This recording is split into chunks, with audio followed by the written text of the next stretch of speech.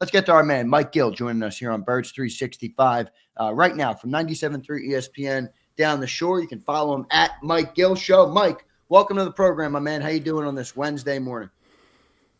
I'm doing pleasant, just like all the Eagles fans, right? Everybody's always happy, thrilled. It's always sunny at Philadelphia. Get Rob McElhaney out there. Yeah. Isn't he paying Jalen Hunt's fine? He tried to. You're not allowed to do that. Jalen turned that. Well, you're not allowed to do that, but who knows where the money comes from? Yeah, well, that's true. Jalen. He'll Venmo him. Jalen got everybody to contribute to one of his favorite charities, so that was pretty cool that he turned that into a good thing. The NFL fines drive me crazy because they come out every Saturday, Mike. And I always tweet, and people don't understand the NFL fine system, and they just lose their mind every week. How could you get fined for, Jalen's got fined for the bow and arrow. It's a stupid league, stupid legislation. What can I tell you? Yeah. But those fines are collectively bargained with the NFLPA. Yeah, I love the randomness of the dollar amount. $5,713. Yeah, where does that come from, John? Is that like? Well, it's all structured. It's all, and if you're a repeat offender, they get higher. And that's does contract have anything to do with it? No. So, I see some of these fines are like 25 G's. And the other part, that's a fourth round rookie, 25 grand if he has. Well, Saquon got a big hit earlier this year, and that just tells you he's a repeat offender. That's what it tells you. But they're all structured, and that the other part is it goes to, like, it's not the NFL taking away money and for themselves. A lot of people say that they got so much money. It goes to helping older players, and it goes into a fund. So there's some good to it, but it is silly. And some of the legislation, like, you can do anything now as far as celebrations, but you still can't do the props. So, Milton Williams dunking the football over the crossbar, that's a fine. Yeah. Yet, the Vikings were famous for doing all their celebrations, which some of them were very creative. That's fine, but you can't dunk the football over the crossbar. It's a stupid league. Yeah, it's really stupid. Well, then they put the cameras in the end zone now for the defense to be able to run down and do a choreographed dance in front of the cameras. Yeah, silly. By the way, I apologize. I don't know what's going on with my lighting today. I'm sitting in the same seat that I normally sit in. You're fine. It's a gloomy day. It was supposed to snow a lot, but we're going to miss it. My girlfriend is from way upstate New York, like past Buffalo. Her parents are sending us pictures. They've got 6 feet of snow. I've never seen snow like it before in my life. So, man, am I happy we don't live up there. I don't know how you go through with that. I don't know how up there, man. I'm going skiing this weekend at Whiteface up in upstate New York. I'm like, holy shit. When I was in Thailand, that lake affects snow, man. I don't know how do people live there. It's just nonstop. They just keep sending us picture every foot. We're getting when I was in Thailand, apparently it snowed here, and I was like, thank God, I can't stand. I think Mike Golick said the other day, the only thing that doesn't age well is a snow day. As you get older, you are over the snow day. He is 100% right. I used to love the snow when I was younger. I was the block captain. I had the snow blower. I was out helping everybody. Yeah, when you're younger, you're out there playing around. You're freezing cold. You're jumping in it. Johnny now, Mac, done. man in the block. You got to be kidding me. That is great. Now it's like now I got to let other people handle John that. directing traffic. I got this sidewalk blown off. Everybody come through here. I love it, man. That is great. Yeah, it was enjoyable. It is no longer enjoyable at all. I'm with you 100%. All right, Mike, you started the conversation with me. That's why I don't know why I went down this route. I didn't want to go down this route, but we're talking about Vic Fangio because I loved his quote after the Super Bowl. He was asked about finally winning a Super Bowl. The guy with this reputation and yada, yada, yada, and how many people have copied him over the years. And he gave the great Dean Smith quote, and I mentioned it on your show. Dean Smith, for those who don't know, great college basketball coach, but for many years, never got over the hump. made a ton of Final Fours, never got over the hump. And he finally got over the hump, and he was asked what it meant to him. And he said, I'm the same coach I was yesterday. It's a great accomplishment. And Vic said the same thing. And he brought up Dean Smith. Same thing with Jalen Hurts, the player. He was the same player he was Saturday as he was on Monday, but now he won the Super Bowl. Yeah. Why do people have such a hard time wrapping their head around something like that?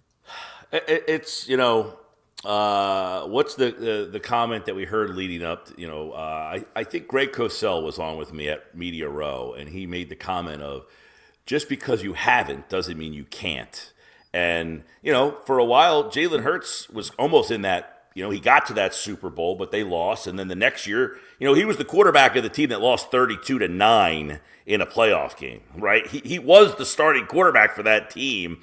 So it's not just he steps on the field and automatically they win. You've got to have everybody around you. What do they say? Greatness, you can only Can't be great without the greatness of others. Around you. Yeah. Correct. So a lot of these guys, like, we just assume, I heard you guys talking about Lamar Jackson. Like, just because he has it doesn't mean he can't. Their team just has not been, quite frankly, offensively, they put too much on his shoulders. And it's almost like Michael Jordan without Scottie Pippen. He needs that receiver or somebody to kind of help him out. So now, he doesn't play great in all these games, but when you're a defense and you get to that deep in the playoffs, you can start to really put more on him and say, if you don't have anybody else to help you, you're in trouble. Jalen Hurts has other guys to help him. Yes, he has to be the guy that make the throw, but there's Devontae Smith. There's A.J. Brown. Lamar Jackson doesn't have those guys, right? They can't get the same separation. They don't make the same plays. So that doesn't mean if Lamar Jackson's in Philly, does he not win with this team? I find that hard to believe. I think a lot of it's circumstance. And there's so many greats. I brought up to you yesterday, somebody texted into our show. Would you rather have Eli Manning with 2 Super Bowls or Dan Marino with none? Which quarterback are you taking to lead your team? I think Jalen Hurts is a very interesting case study because he doesn't have one characteristic, talent-wise, that is above these. He doesn't have this great arm. He's not Lamar Jackson fast. He can run, but he's not like a guy who runs away from you. He's instinctively fast. He makes good decisions with his legs, but he's not like Speedy Gonzalez out there, like eluding guys. He doesn't have this ripping arm where he just fits it into these tight windows. He's accurate, but he's not the most accurate guy. So everything he does, I said he's like Bobby Abreu. He's so unassuming in everything that he does, and it like frustrates you sometimes because we as a society want to put guys in a category or a ranking. And quite frankly, whose rankings are the ones that actually matter? Nobody's. It's the guy who wins at the end. That's the ranking that matters. So if there's some expert out there or some pundit or some media guy who's put Jalen Hurts 1 or 5 or 7, there is no official ranking. The only ranking is what's the result on the field. And the result on the field that he was the best. He was the best when it mattered the most that day. And there's a lot of guys who, Joe Burrow, can he not win a Super Bowl? Of course he can. He got to a Super Bowl just like Jalen Hurts did. That day his team wasn't better. So there's a lot of guys who haven't won yet that can win. There's a lot of guys who haven't won that are better. It's just all circumstantial to who has the best team. And if you talk to people in football, scouts and executives, they'll tell you, everybody looks at the quarterback as the most important, and it is important. But football is a team game. You have to have a good team. Joe Burrow's team wasn't good enough this year because their defense stunk. Joe Burrow can't play defense, and therefore they went 9-8. So I think most sane people would say, if I had a choice between Joe Burrow and Jalen Hurts, I'd probably take Joe Burrow, and that's not a knock on Jalen Hurts. Not at all. He is good enough to win, as are many other quarterbacks that just haven't had a good enough team around them. The Eagles, the greatness around them, they have a great owner, they have a great GM, they have a great coach, they have a great left tackle, a great left guard, a great center, a great right guard, a great right tackle, a great wide receiver, a very good tight end, a great quarterback. They have a great defense. They're great almost everywhere. That's why they won. Yeah. Well, how do we quantify them winning in the biggest moments? Because I understand all of that, but I mean, Lamar Jackson, I think if we went off talent alone, I think he's already a top 5 quarterback in the history of the NFL with his skill set. Yeah. 8 playoff games, 13 touchdowns, 11 turnovers. And I know stats don't tell the whole story, but doesn't Jalen get some credit for the moment being – Mike, you understand this. We are a society, not just football. We are judged on our accomplishments. We are judged on, like you said, the last man standing, getting to the top of the mountain. Jalen's done that better than these other guys. I'm not saying he's got more talent, but at what point do we put that? Like, Mike, I'll ask you this. It's all factored in, no question. Who's the best quarterback in the history of the NFL, in your opinion? Tom Brady.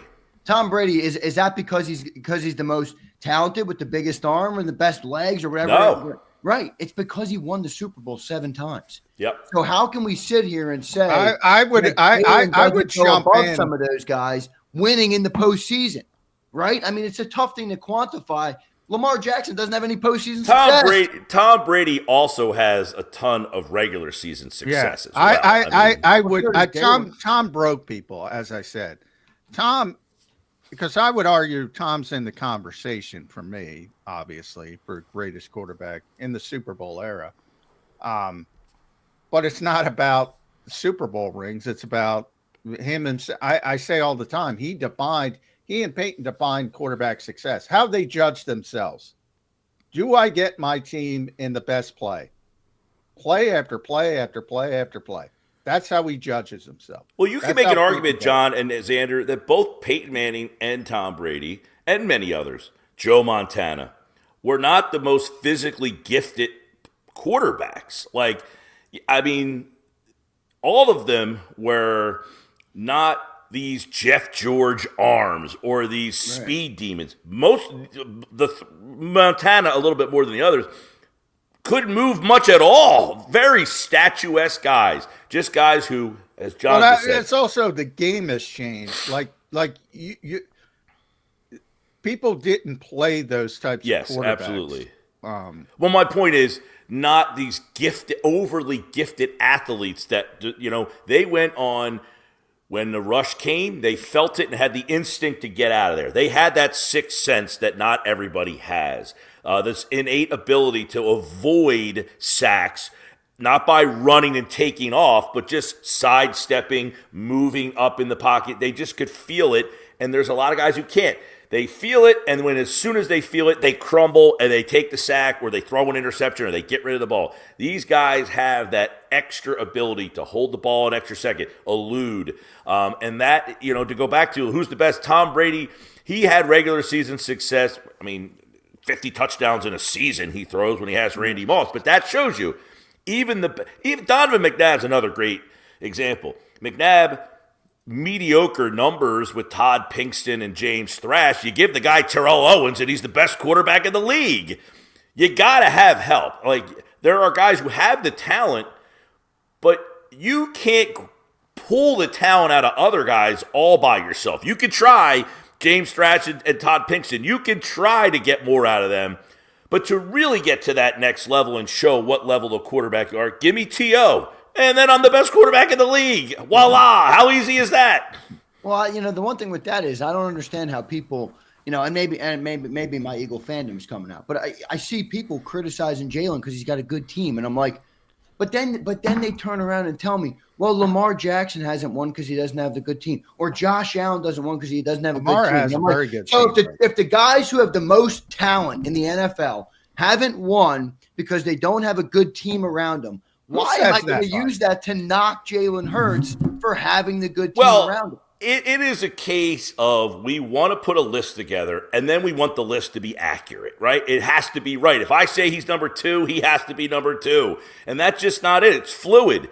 It's almost like Everything else, it's every week. It's every Sunday. 1 week you're the best. Next week you're the third. 1 week you're number 2. Then you're number 10. Jalen Hurts, after, I don't remember what game it was, he was very inaccurate. He was all over the place. So much so that they asked what the problem is, and A.J. Brown said passing. Well, that week he wasn't the best quarterback in the league. He was somewhere near the bottom. Then the next week he moved up. He said, is that what you all wanted to see? Move me up the list. It goes up, it goes down. It goes all around until at the end. Look, Joe Burrow has T. Higgins, Jamar Chase. He's got a very good running game. His defense sucks. That's the problem with Joe Burrow. So, how do I quantify that as him as the quarterback? Whereas defense, Lamar Jackson, now he has not played well in playoff games. That is fair to say. But for half the season, that Ravens defense was atrocious this year. They were horrible. Roster though, man. They have. They're off. They got Derrick Henry, but really their receiving core is just. Yeah, they don't impress me either. They're just okay. Yeah, they've had that problem. And listen, Lamar Jackson, quite frankly, throws the pass, and Mark Andrews drops it. How do you quantify that? Yeah. It's a lot. It's a lot of context. I see all the sides of it, but it's all subjective, Mike, as you just pointed out. The one thing that's not subjective is I can look in the trophy rack and say, and I get it, it's not just a quarterback thing, but I do think Jalen deserves credit for when those lights get the brightest.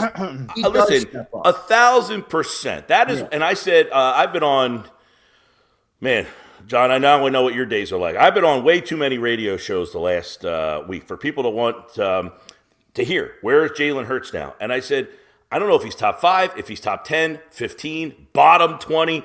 I'll tell you where he's number 1. He's the number 1 winner in this league, whatever that matters. My buddy in college, we used to get the new John Madden football game when we were in college. And then you look at the ratings. This guy's 98 speed, and he's a 89 agility. And my friend would always bust our stones because he wasn't a gamer at all. And he would say, hey, where's the level for heart? They don't put that one on there. But he's right. Where is what you have inside? Look at this NBA All-Star game. These guys don't give a shit, right? They have no ticker. Jalen Hurts has 100 heart. He has 100 desire. He has 100 will. And not everybody has that. How do you quantify that? That should be the list, not who's the number 1 quarterback in the league. Can I jump in and say to everyone, who gives a shit about the list? That's a going round and round in circles saying whose list matters and why. I mean, look, the guy's a really good quarterback. He's a really good quarterback on Saturday. He's a really good quarterback on Monday. That doesn't mean he's going to win every game. As you pointed out, people conveniently forget the collapse in 2023. Same guy, same fucking guy. Well, and he didn't have the pieces around him. The other interesting thing with Jalen Hurts is this. 2021, he was very average. So much so that they were 2-5, and they basically said, we got to get the ball out of this guy's hands and just hand the ball off. First year starting, right? What's that? That was his first year starting. I understand that, but then the next year, he comes back and he's the runner-up for MVP. So now you have one guy up here and the other guy way down here. Okay, what's your next act? I think last year, he was good. He wasn't great. He wasn't awful. He was just a good, somewhere in the middle guy. Then this year, was he slightly better than he was the year before? I don't think you watched him and said, wow, this guy was back to his MVP season. No, there were still a lot of questions. And then he wins the Super Bowl, and now all of a sudden we're supposed to say, he's number 1 in the league. Well, no, you can't forget all the other seasons of resume that he put out there too. But it's okay to say, hey, on the biggest stage, that's when he's the best. But the other, like the 17-week season, there's ups, there's downs, there's all arounds. Some games, you're telling me the best quarterbacks in the league, they're going to say, throw the ball 14 times in a game? Of course not. No, it's not a knock on him. It's just the team that he's on. Is there a level of credit that's applied there for, and Jalen always says this, that you got different games have different personalities. And absolutely. It's going to require you to be a different version of who you are as a quarterback. Tom Brady won a Super Bowl, lost a Super Bowl throwing for 500 yards and won a Super Bowl throwing for 160 or whatever. By the way, same as Jalen Hurts. He had 300-plus yards, 3 touchdowns in that Super Bowl, and he lost. And he said it, that game hurt my soul. I said all leading up to that game, The best game he ever played, he lost. And that's when his mindset when his mindset became, it doesn't matter how good I play, how good the team plays. And we are such an individualistic society where it has to be the quarterback. And Jalen Hurts told us all year, it's not me, it's the whole team. I can win throwing 14 passes or 34 passes. What do you want me to do this week? The special part about him is he's accepted that. Not everybody's accepting, I want to throw the ball 14 times. Because some of these guys getting paid $300 million, they want to throw the ball 40 times. They don't want to throw the ball 14 times. I would also argue the coaches deserve some credit for that as well because, if you have Joe Burrow, since Joe has somehow got mixed up in this conversation, not of his own volition, I'm sure. Joe Burrow would be my top two quarterback. That's how. If Joe Burrow was on the Philadelphia Eagles, the Eagles would not be just running it 20 times. Correct. They would not be just throwing it 20 times. They wouldn't. Right. You're not getting a 2,000-yard season from Saquon Barkley if Joe Burrow is your quarterback. No. Now, I had people texting into my show all week. If Josh Allen or Joe Burrow or the Eagles quarterback, they're 20-0. Well, guess what? If Saquon Barkley catches a pass, they're 19-1. Like, all of the stuff comes into play somewhere across the year. Is Josh Allen going to be the quarterback? Game, Mike. It never ends. The coulda, shoulda, woulda game. Exactly. So, Josh Allen, is he more talented than Jalen Hurts? Physically, probably, but guess what? When he has to beat Patrick Mahomes, is it that Josh Allen isn't good enough or the Bills aren't good enough? Well, I would say Josh Allen is good enough to win a Super Bowl, if that's the question. So, so many things have to go right. Well, he's had multiple chances to beat Patrick Mahomes and hasn't been able to do it. Do we question whether Josh Allen is good enough to win? Once the NFL puts up that game book, and once the final score is up, everybody forgets any context of the game. 13 seconds is what I would bring up to that. Who bailed the Buffalo Bills when there were 13 seconds on the clock? Did Josh Allen, who got him in the lead, or did Sean McDermott bail the Buffalo Bills? Right. It goes back to it's a team game. And sometimes your team. Now, I think a lot of people thought the Bills were a better team than the Chiefs. I was not one of them. In fact, I was surprised at how good the Bills were this year, and I think that was a lot because Allen. I agree with that. I brought more out of players. Allen got more from less than others were able to. I thought the Bills would take a step back after losing all those veteran players. They went with a lot of younger, unknown players, and Allen had a tremendous year. But I did not think the Bills were a special team this year. Don't know, and we spent a lot of time on this, probably too much time. This is one I don't get.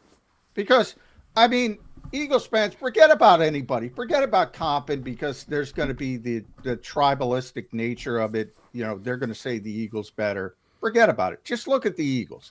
Look at the 2023 Eagles, the 2024 Eagles.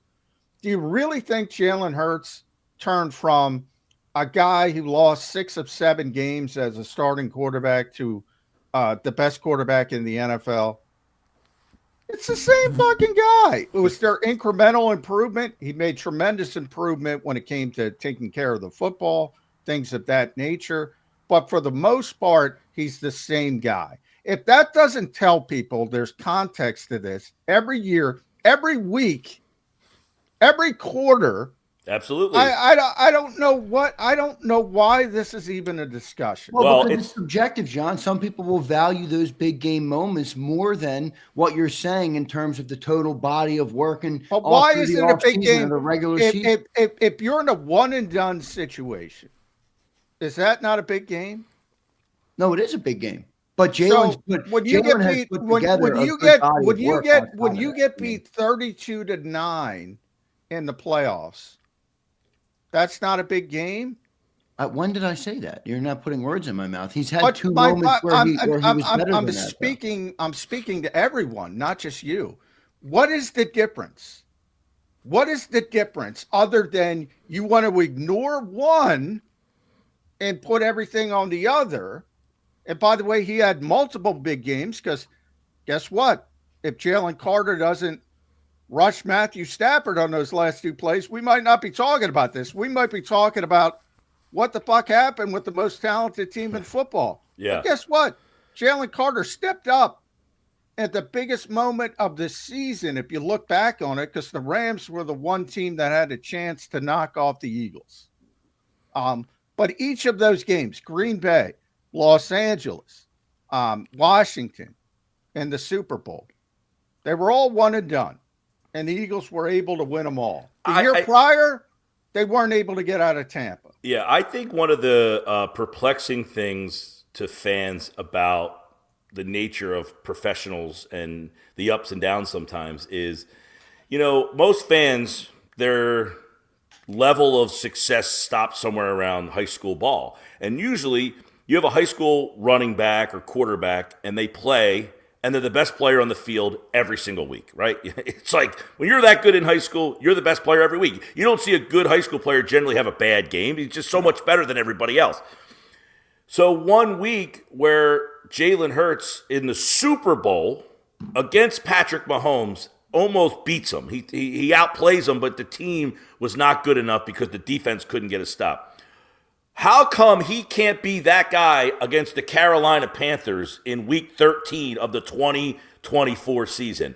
That's where fans, I think, have a hard time. Like, how do you so good 1 week in a bigger game, and then there's this meaningless regular season game against the worst team in the league, and you don't play well? It's so hard for fans to grasp. Well, they're different teams. Different teams, different circumstances, and wouldn't you agree, Mike? But the same player. But that goes back to it's the same player, but the circumstances around him change his performance. So even though 1 week you're the best player, for that week you're the best player in the league, but you're not always the best player. That's what professional sports is. It evens everything out. You're not the best quarterback like you were in high school every single week just by walking out on the field. There are constantly people coming after you. So some week you're the best, some week you're the 5th, some week you're the 20th. Then you move up, you move down. And in the biggest game, Jalen Hurts, there was only 2 quarterbacks left, and he was number 1. The other guy was number 2. I value that higher than I think it seems like either of you two do, which is fine. I'm perfectly fine having a different opinion on it. But I look at the last 5 years. Okay, not the last 4. Jalen's been in the league for 5 years. He's only been a starter for 4 years. He's the most successful quarterback in the NFL in terms of trophy cases and stuff like that outside of Patrick Mahomes. There's nobody more. Oh, well, Zander, that's been my answer. I don't know where he is on your best quarterback list, but for best winner, the guy that's number 1, Jalen Hurts is number 1. He's the guy right now that if you want to say, who gives me the best chance to win, I'll take that guy. Now, somebody else might say, well, I want someone a little bit more talented. I'll go with Joe Burrow or Patrick Mahomes or Josh Allen. Okay, you take your chances, and I'll take the chances with my guy. Maybe he's not the best-looking guy, but he's Jalen Hurts is a pretty good-looking guy, by the way. But he laughs at my jokes, all that stuff. Jalen Hurts has the intangibles that maybe those guys are lacking. Now, Patrick Mahomes certainly isn't lacking him. I don't think Joe Burrow lacks him, even though he's never won a Super Bowl. By the way, Joe Burrow should get the biggest handshake of all. He got the freaking Cincinnati Bengals to a Super Bowl, for God's sakes. That's a win in itself. The Bengals were in the Super Bowl in our lifetime. Now I saw them twice. With their 6-man scouting staff. With the worst offensive line you'll ever see make a Super Bowl. And they made it to the Super Bowl with the worst offensive line. Then they spent money on the offensive line and somehow got worse. So that's a pretty big accomplishment there. But, I think that's the conversation. Are you looking for the guy who's the prototype, most talented? You're probably not saying Jalen Hurts. But if you're looking for the guy who's the best winner, he's in the conversation and probably at the top. You could say the same thing about Nick Sirianni. You could say the same thing about Howie Roseman. You could say the same thing about, since Mekhi Becton has come to Philadelphia. He's the greatest right guard. That's another interest. Like Sirianni, we were talking about this yesterday. This core group is together for at least 2 more years, you would think. You got your whole offensive line essentially intact. You got Saquon, the 2 receivers. So this offense is together. You're young on the defensive side of the ball. Sirianni could essentially, he could have a winning percentage up in like the high 60s, 70s you're looking at 2 more years from now. If he stays on, he's going to. I mean, he might be going down as one of the greatest head coaches, statistically speaking, in NFL history. He already is, in a very small sample size. Small. I'm talking about you add 2 more years to it. Now it starts to really add credence. He is the only coach in the Super Bowl era to make the postseason in his first 4 years and make 2 Super Bowl appearances. The only one. Yeah. Right. Nobody else. Like, if someone's the same question with Jalen, hey, who's the best head coach in the league? I still don't think that there are people out there. Heck, I don't even know that Eagle fans are still willing to I think there are less people that would say Nick Sirianni is the best coach than would say Jalen Hurts is the best quarterback. Yeah.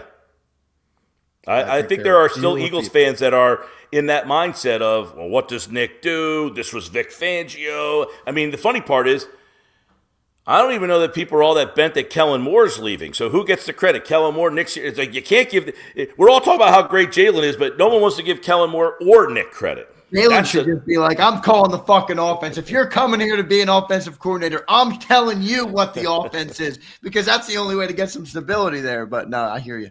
Yeah. And Sirianni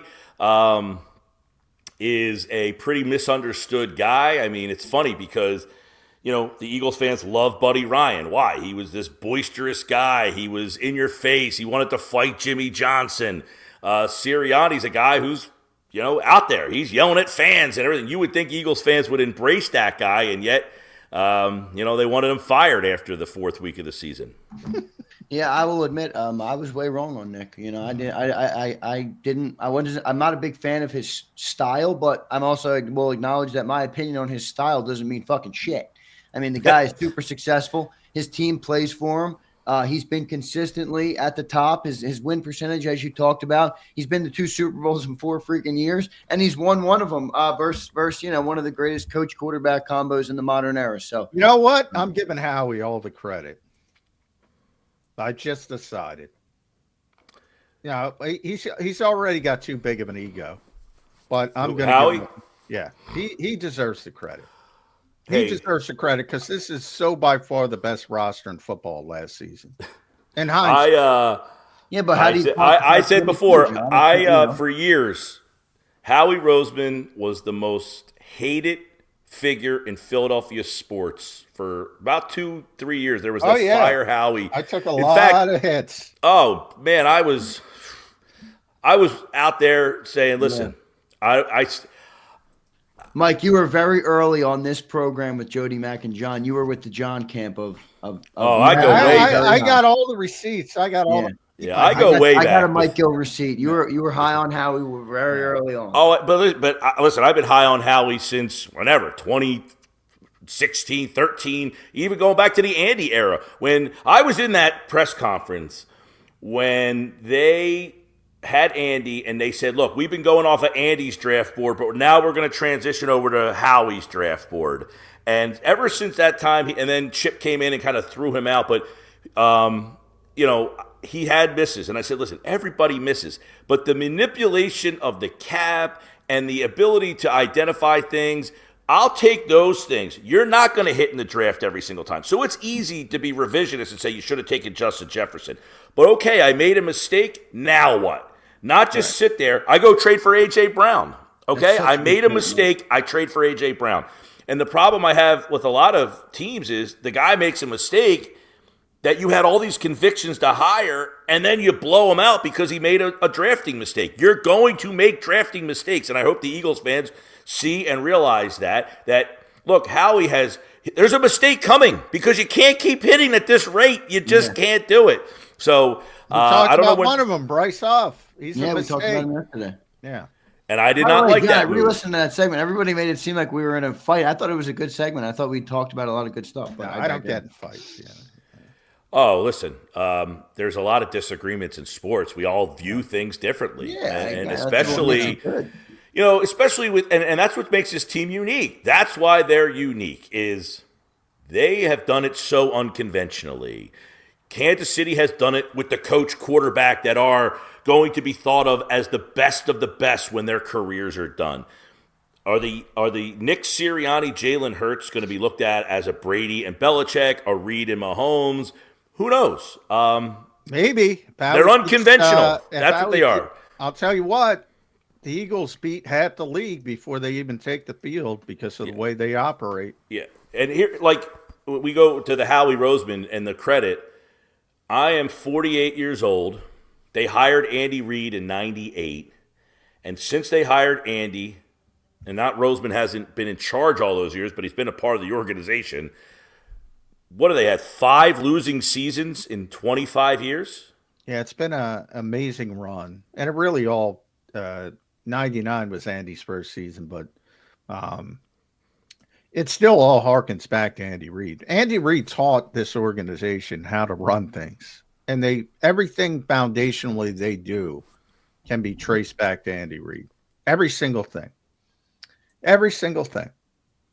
And they acknowledge it. They got all kilter for a little while with Chip, and they went right back. Well, that was we want to be 5 years of being 5 years ahead, and they realized that maybe that doesn't exist, and let's get back to our roots. And Howie calls him his mentor, and it was big for him to beat him, no doubt about it. Yeah. Well, and it's the thought of, and it's funny because on draft day, when your team is the one that drafts the offensive lineman or the defensive lineman, it's not sexy, it's not fun. So boring. You want the skill position player, but the Eagles have not. They did go skill position players with the wide receivers, and they failed with some of those guys. Yeah, the funny part about this is, Mike, is that he has had some sexy picks in the last 4 years, and they've been really good. Devontae Smith obviously was one. I guess Nolan Smith, you can't really say that, but last year he took 2 guys in the secondary, and both of them have been hits. I was listening to, I saw a clip on X. I don't actively seek out Mel Kiper, but it was Mel Kiper, and he was calling Howie Roseman potentially the greatest GM in the history of football, and said he's a automatic Hall of Fame level GM. And I was surprised to hear that. I mean, best in all of football. I'm not smart enough to know that answer. I will tell you that up front, but that's a pretty high praise. It's like the quarterback list, Zander. It's all subjective. Where's he on your list? It is amazing. I don't know. Is it less subjective as a GM? Because you can look at it and say, this roster is good. Yeah, I guess there's still some subjectivity to it, but there's a lot of subjectivity to it. Because, well, the subjectivity with the GM, too, is like the Patriots Jeffrey teams. Lurie's a big part. Jeffrey Lurie's a big part. You don't know what's going on behind these closed doors of who's making more, scouts are involved. Like those Patriot teams. Who were the voices of those Patriots teams that made them Super Bowl champions 6 times? Ernie Adams and Bill Belichick. Yeah, it's like everything in the world. There's like a secret society of these football teams, and you don't even know who some of these guys are. They're nameless and faceless who have input and say. Yeah. All right, real quick, Mike, I want to turn the page here, and I just want to I know we've already got you on long here. I didn't realize how late it was already, but it's all right. I have 6% battery left. All right, 6%. Kellen Moore, you upset? He's Piltburn coaches. Sorry, Zander. No, you're good. The Kellen Moore thing I find interesting. I think people are not upset that he's leaving more so than the continuity. Like, you want to keep that continuity. All right, it was starting to go up early on, not what you thought. Halfway through, still not there. End of the season, maybe more. Then you have your 2 best weeks in the 2 biggest games. Okay, let's keep that going. And then he leaves. So I think the camp is either do you bring in an outside voice to maybe get more during the 17 games, or do you stick with the continuity and just hire from within? I'd be more apt to hire from within. The one issue I would have is, Britton Covey was on our show at the Super Bowl last year, and he said, yeah, after we lost Steichen, we probably should have had a more veteran play caller. Do you bring in a first-time play caller with this bunch right here? There's a lot of pluses and minuses to both this. Do you want a guy who has a little bit more authority, that has a bigger voice, or do you want a guy that's been the other guy in the room with a group that just won the Super Bowl? That's a tough decision. Mike, looking at this this whole offseason, all right, you're going to have the draft, you're going to have the free agency period. I gave you the dates early on in the show today and how far out we are. Who you seeing, man, as a top priority for this football team? It's obviously going to be complicated. to bring everybody back. But some of the values I'm reading, I'm like, oh, maybe they can get these guys back now. Yeah. I think they're going to get more than the values are out there. But who's the priority for Mike Gill if you're Howie Roseman and you had to construct this team for 2025? It's for me, of the four guys I think everybody is referencing, it's got to be Zach Bond. And that's simply because, number one, they don't like to draft linebackers. So if I don't want to draft and replace that spot, I got to stick with the guy that I have in-house, because I have in-house options. They might not be better, but Tyler Steen can play right guard. Moro Ojomo can take those, is he going to be better? Probably not, but they like Moro Ojomo. And they'll draft another guy. They don't mind drafting a D tackle. They don't mind drafting another offensive lineman. They do mind drafting a linebacker. So bring Bond back. You've got Trotter here. Hopefully, John, you said on my show yesterday that Nakobe Dean is a little ahead of schedule. So I bring Bond back and then, work from there, because quite frankly, the Eagles don't want to waste a draft choice on trying to replace Zach Bond. Right. So that's the guy that I prioritize. Yeah, it's interesting stuff there, guy. I'll say this to both you guys. A lot of people, and I know Milton Williams is going to get paid a big bag of money, but a lot of people, me included, have looked at him and said, okay, he's probably going to be gone. Are we sure about that? This is a guy that Howie drafted in the 3rd round. He's a defensive lineman. Howie loves his defensive lineman. And he's an ascending player that, like I mentioned, was drafted by Howie. Are we sure this guy? He wasn't only drafted by Howie. It was kind of a controversial there was a whole pick. Controversial Yes. pick, So are we sure Howie's letting this guy walk, even if it's $20 million? Because you'd hate to see Milton Williams walk and be a game wrecker somewhere else, and Aleem McNeil in Detroit, and them saying, well, you drafted the right, okay, fine, but then you let him walk.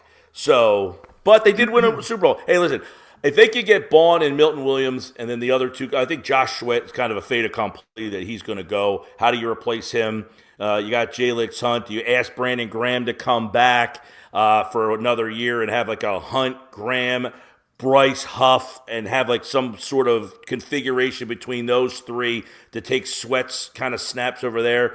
You probably, and by the way, I know Myles Garrett, that name's out there. There's people that you could trade for to try to play that position. But I think Bond, Milton Williams, and then you got Becton, I think is probably the best possibility to come back. And then Sweat, I would think, would be last. Yeah, and I can tell you, one of the things that frustrates Howie and most general managers is the inability to look past the moment. It's about more than 1 year. He looks at it in 3-year increments. And you got to pay Jalen Carter at some point. You got to pay Jordan Davis at some point. If you want to go down that route, can you pay all three at the level they're going to be paid in 3 years? Yeah. That factors into it as well. Yeah, and by the way, you have got the 2 young players in the secondary. We lost Mike. We kept him too long. We Goodbye, flew Mike. too close to the sun. We did. He warned us. Funny how he had a chance to say before he before he went. He knew it was that's our fault because we kept him too long.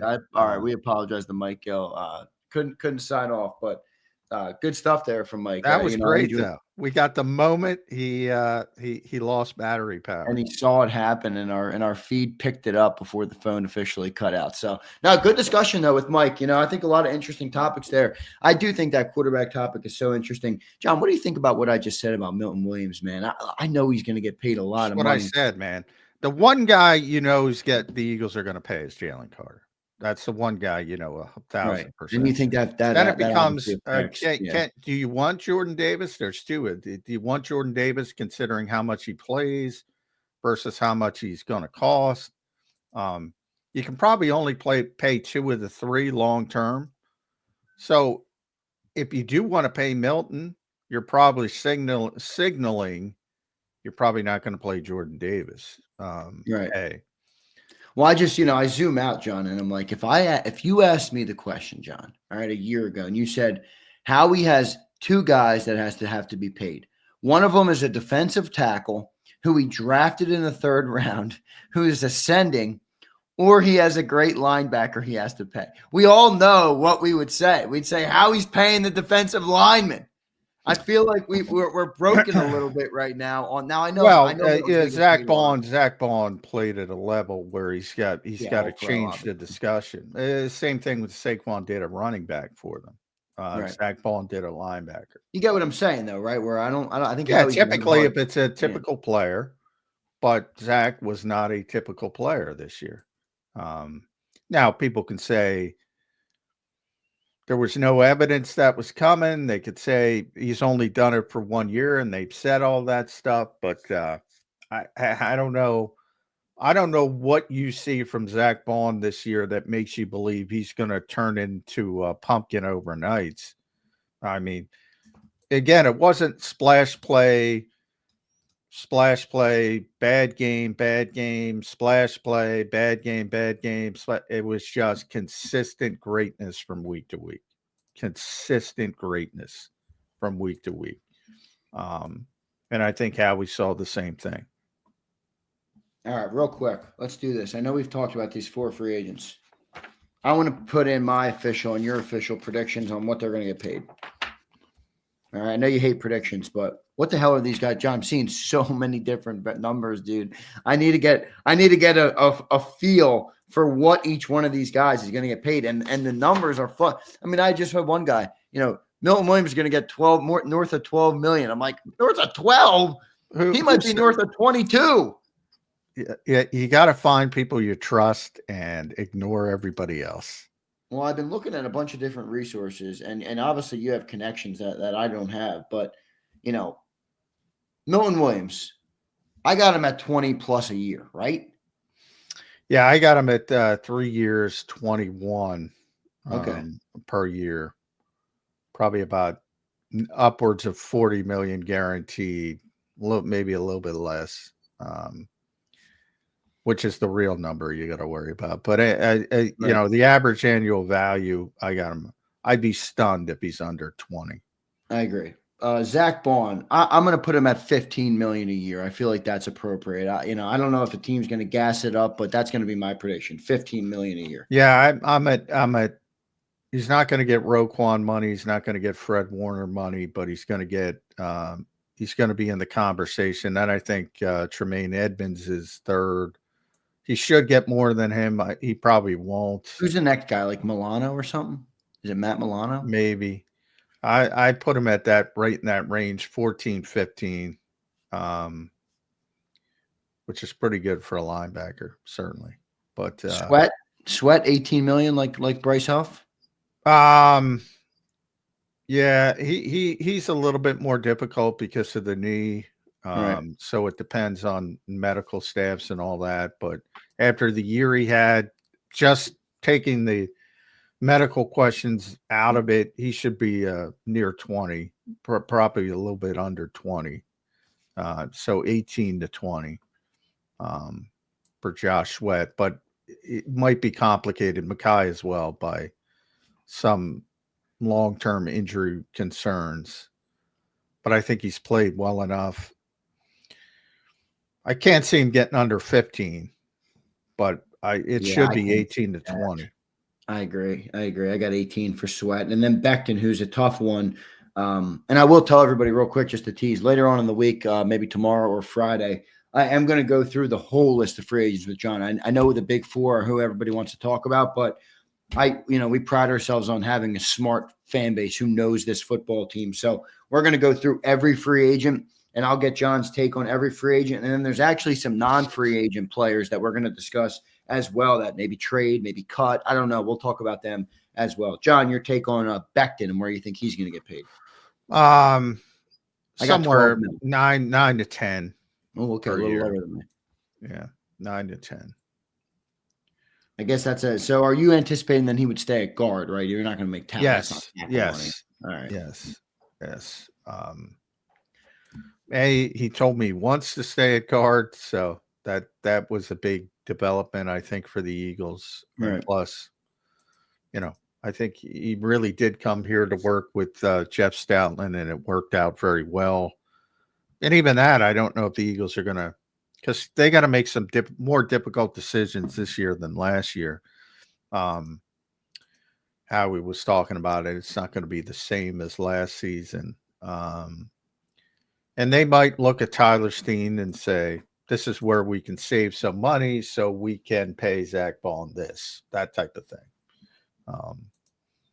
You got to find it somewhere. And if you believe Tyler Steen can be a somewhat worthy replicant, and by the way, I don't, but I don't either. I mean, he ain't 6'8" Mekhi Becton, man. Come on. But you got to play a little bit differently. You're not going to play the same way, but if you think he's a good enough player to, because again, Mike was bringing that up. If you don't sign Zach Bond, what do you do? Even if Nakobe's healthy, what do you do? Throw Trotter in there? I know people love the name, but but that's not a great contingency. No.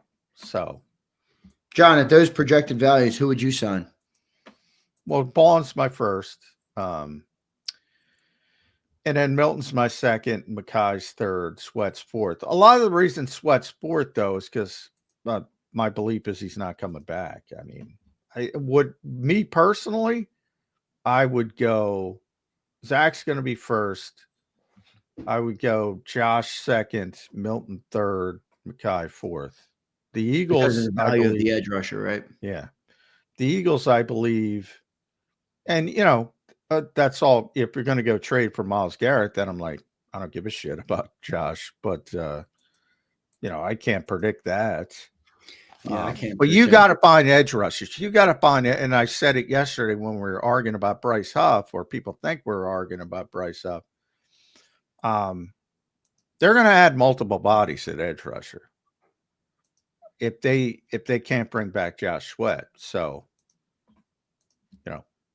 you got a proven guy. You talk about proving it on the biggest stage. We're talking quarterbacks. All anybody talks about is quarterbacks. I get it. What about Josh Sweat on the biggest stage? What about Milton Williams on the biggest stage? What about Zach Bond on the biggest stage? What about Cooper DeJean on the biggest stage? Right.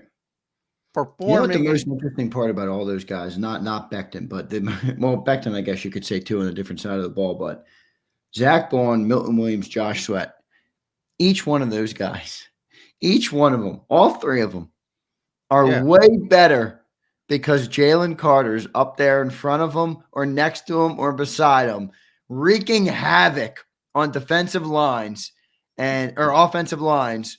And that frees up your linebacker. It frees up your edge rusher. It frees up Milton Williams, who's got single coverage all year long. That's the thing. You got to be buyer beware when one of these teams. And that's where I think Howie's probably looking at this with some of that. Yeah, one of these teams are going to pay Milton Williams that money. He ain't bringing Jalen Carter with him. And I think Milton, I love Milton personally. He's a great dude. I wish him all the money in the world that he can get. But if somebody does want to pay him 23, 24, you're not bringing Jalen Carter with him. It's going to be interesting to see, man, how this plays out. It's amazing that it's well, I think when you win the Super Bowl, it becomes even more interesting because obviously everybody's value is boosted with that. And obviously a lot of highly coveted players. But I do think that point on the defensive line is a tough one to gauge because of and the linebacker. I mean, let's be real. When you got great linebacker or great defensive lineman in front of you and you're a linebacker, that makes your job a whole lot easier. I mean, just ask Seth Joyner, who used to explain it on our network over and over again about the defensive line. Well, that's why I think Jordan Davis is more valuable than people understand. Right. He eats up blockers, man. He eats up blockers. But as far as Zach Bond, I mean, man, I can't even. Like, he had one of the best linebacker seasons in modern NFL history. Forget about the Eagles. It's fucking nuts, dude. I mean, he just did everything. John, all the breaking news clips we do. We didn't even do a clip on Bond, man. We didn't even do a breaking news hit on him. No. Why would you? I know. Why would you? Amazing. The Eagles, that's another thing where I always say, I think people understand who watch the show that I have a lot of respect for Howie Roseman and the job that he does. And I've been talking about it for years. But at the same time, now I think it's swung back the other way. So I have to caution people that he's not perfect. He's not all infallible, because it's swung back to, whatever Mel Kiper said, he's the best GM who ever lived and all that kind of stuff. It's amazing how the pendulum swings. And now I lost my train of thought because I was, what was I talking about? But the aspect of how he's been able to do to build this roster, it changes from year to year, and it's more than a 1-year process. That's what I think. Like, we're going to talk about free agency up to March 12th, and we're only talking about this year. I try to bring it as much as possible. It's not just about signing Milton Williams. It's about, you have to eventually extend Jalen Carter. You have to potentially extend Jordan Davis.